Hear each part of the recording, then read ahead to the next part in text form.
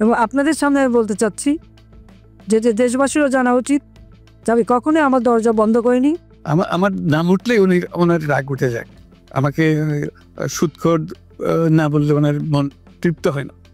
আমাকে চুবিয়ে না ডুবালে, পদ্মা নদীতে আমাকে চুবিয়ে না ডুবালে ওনার মনে শান্তি আসে না। ঠিক আছে, আমি কি করে বলবো? ওনাকে বলতে তো হবে, ওনাকে যদি কিছু বলতে হয়। পদ্মা নদীর কথাটা যখন উঠলই, পদ্মা ব্রিজ সম্পর্কে যে কথাটা সরকারের উচ্চ মহল থেকে এটা বলা হয় যে আপনি আপনার ক্ষমতা ব্যবহার করে বা আপনার পরিচিতি ব্যবহার করে বা আপনার যে একটা সাংঘাতিক রকমের গ্রহণযোগ্যতা সারা দুনিয়াতে আছে, যেটি আসলে ওয়ার্ল্ড ব্যাংক সহ অন্য জায়গায় আছে, সেটি দিয়ে আসলে আপনি পদ্মা সেতুটা বাংলাদেশ যাতে ঋণ না পায় সেটির জন্য আপনি চেষ্টা করেছেন। এই ব্যাপারটা কি আপনি একটু কিছু বলবেন যে এটা আপনার বিরুদ্ধে একটা অভিযোগ? কি বলবো? এটা বলো, এটা হাস্যকর একটা কথা মুখ থেকে বলে ফেললো চোর ডাকাতের মতো, এটাও আরেকটা বলে ফেললো, এটাই সত্য হয়ে গেল। আমরা যে বারে বারে বিবৃতি দিলাম তখন এটা প্রশ্নই ওঠে না। আমরা বাংলাদেশের নাগরিক হিসেবে আমরা গৌরবান্বিত যে এই পদ্মা সেতুর উপরে আমরা একটা সেতু বানাতে পারবো, এটার জন্য আমরা সবাই চাই। কাজে এটা তো বিরোধিতা করার তো প্রশ্নই ওঠে না। কেন বিরোধিতা করবো? দেশে যে একটা বড় রকমের ঘটনা ঘটতে যাচ্ছে সেটা তো আমরা সবাই সমর্থন করেছি।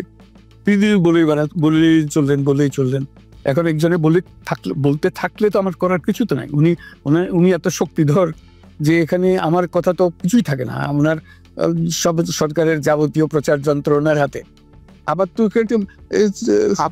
আমার গলার যত তীক্ষ্ণ।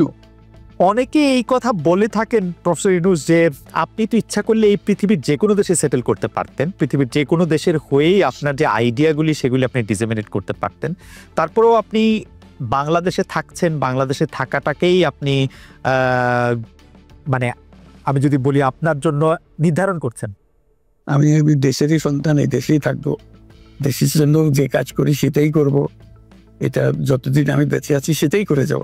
আমাকে বিভিন্ন দেশ থেকে আহ্বান জানাই, কেন দেশে থাকছেন। আজকেও একটা নতুন দেশ থেকে আহ্বান পেলাম, বলে আমরা সব ব্যবস্থা করে দেবো। এটা আর একটা নতুন দেশ যোগ হলো আজকে।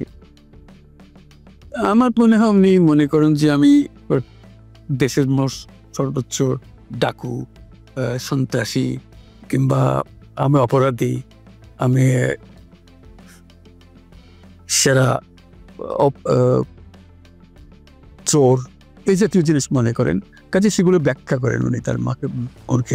উনি বলেন যে আমি সুদখোর, আমি ঘুষখোর, আমি সব এমন সব কটু শব্দ ব্যবহার করেন যাতে মনে হয় যে আমার সম্বন্ধে তার ধারণা খুবই খারাপ। কিন্তু এইটা তো এরকম ছিল না। আমরা দেখেছি যে 96 থেকে 2001 সাল পর্যন্ত নানাভাবে এই সরকারি বা আওয়ামী লীগ সরকারি আপনার সাথে বা আপনি আওয়ামী লীগ সরকারের সাথে একসাথে কাজ করতে কোনো সমস্যা হয়নি। আপনি এইটার জায়গাটা কি একটু ব্যাকগ্রাউন্ডটা কি আমাদের একটু বলা যাবে যে আপনার কাছে কি মনে হয় কেন এই শত্রুতার বা কেন এই অপছন্দের বিষয়টা একটু সৃষ্টি হলো বা তৈরি হলো? যেই হোক, এটা আমার তরফ থেকে হয়নি। আমি তাকে যথাবৎ শ্রদ্ধা করে নিয়ে গিয়েছিলাম আমাদের মাইক্রোক্রেডিট সামিটে ওয়াশিংটন ডিসিতে। আমাদের প্রধান অতিথি করে নিয়ে গেছি, সবাই সম্মান করেছে। কারণ এই মাইক্রোক্রেডিটটা তখন পৃথিবীর সামনে আসছে, বড় আকারে আসছে, এবং এটা বাংলাদেশের অবদান হিসেবে সবাই স্বীকৃতি দিচ্ছে। ওয়াশিংটনে দুনিয়ার সেরা যারা সবাই উপস্থিত ছিলেন, তার মধ্যে আমরা ওনাকে নিয়ে গেছিলাম এই জন্য যে বাংলাদেশের পক্ষ থেকে এই গৌরবটা যেন তিনি আমাদের পক্ষ হয়ে গ্রহণ করেন। উনিও রাজি হয়েছেন, উনিও গেছেন, করেছেন। কাজে এটা স্বাভাবিকভাবে এই সম্পর্ক থেকে যাওয়ার কথা ছিল, কিন্তু কি কারণে এটা ঘাটতি হতে আরম্ভ করলে বুঝতে পারলাম না। কিছুদিন পর থেকেই ওনার আচরণ এবং তার শব্দ পরিবর্তন হতে আরম্ভ করলো। এমন পরিবর্তন হলো এখন আমাকে চোট বদমাইশ ছাড়া আর কোনো বিষয়ে উনি মনে করেন বলে মনে হয় না আমার কাছে।